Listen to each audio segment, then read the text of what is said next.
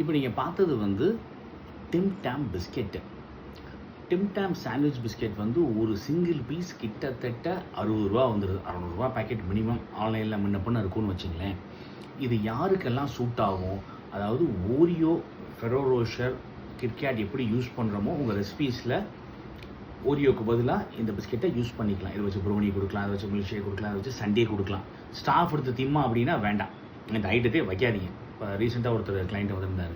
என்ன சொன்னார், சார் நான் பூஸ்டே கடையில் போடுறதில்ல, ஏன் பூஸ்ட்டை போட்டு ஸ்டாஃப் குடிக்கிறான், ஒன்றும் பெருசாக கணக்கு பார்க்க முடியாது.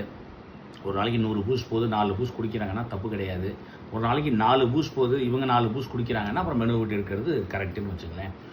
ஸோ இந்த டிம் டேம் பிஸ்கெட் வந்து ஹையண்டான கேஃபேக்கில் ஒர்க் அவுட் ஆகும். ரொம்ப சின்ன கடைகளில் போட்டால் நீ இந்த ப்ரைஸ்லாம் வச்சு விற்க முடியாது. ஒரு பிஸ்கெட் வந்து ரூ. 60 வருது, யோசிச்சுக்கங்க.